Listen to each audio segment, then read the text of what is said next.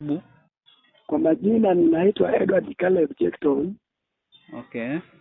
Nimetoka mkoa wa Mara, wilaya ya Rorya. Sawa. Kata ya Rorya, kijiji cha Makongo. Sawa. Karibu sana Mr. Caleb. Nilikuwa naomba kufahamu kwa upande wako.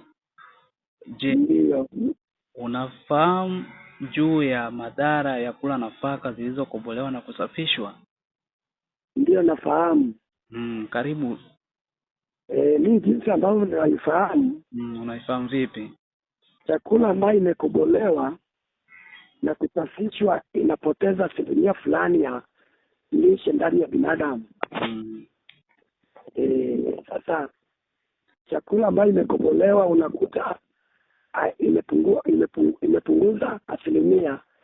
Sasa inatakiwa tule vyakula ambavyo havijakobolewa. Kwa hiyo mimi nashauri wataalamu wa nini? Washauri wataalamu wa afya na lishe ili waweze kushauri wanajamii ili waweze kutoa elimu ili waweze kujua madhara ya vyakula vilivyokobolewa na kusafishwa. Okay. Ili wanajamii waweze kujua. Okay, sawa. Na jambo gani labda la kuambia hao wataalamu na maafisa wote wa masuala ya lishe?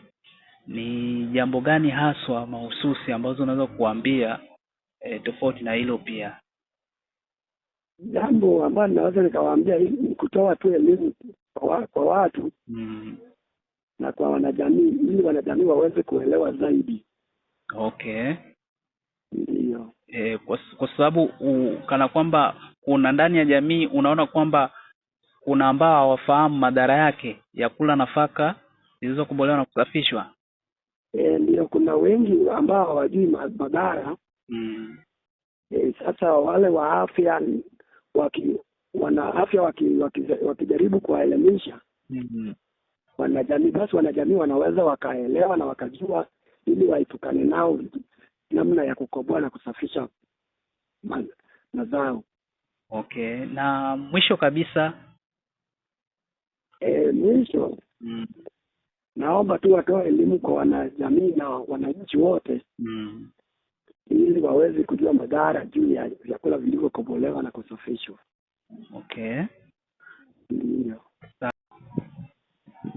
Asante sana, naitwa Samuel Iko, natokea Mara, Msoma.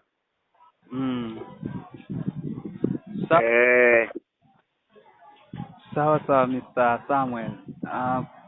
Vipi kwa upande wako juu ya swala la kula vipi kwa upande wako juu ya madhara ya kula nafaka zilizokobolewa na kusafishwa?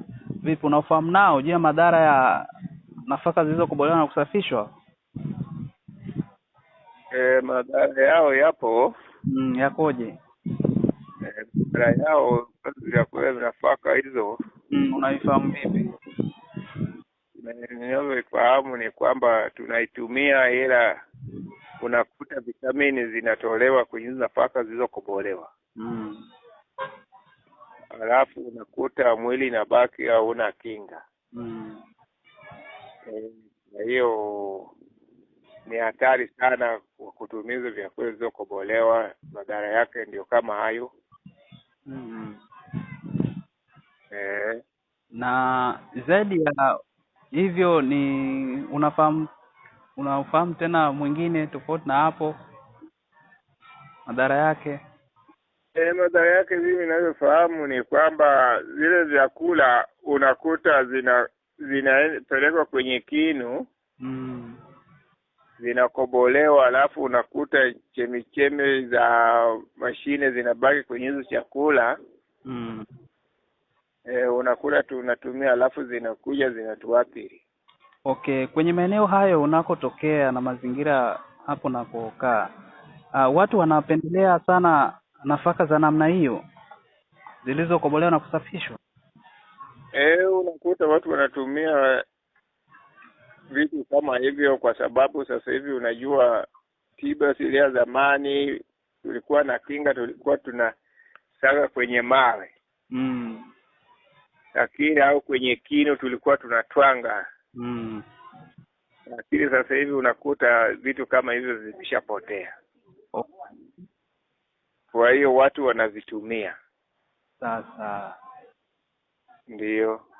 Kwa hiyo ni jambo gani labda unaweza kuwaambia wataalamu wa masuala ya lishe pamoja na chakula kwa ujumla, ni jambo gani haswa unaweza kuambia ili wapate kuelimisha jamii juu ya hilo, ya madhara ya kula nafaka zilizokobolewa na kusafishwa? Madhara yao, jambo ambalo mimi natapenda kuwashauri, uambie hao wataalamu wa masuala ya lishe ili waweze kutoa elimu kwa wataalamu wa lishe. Unawaambia nini?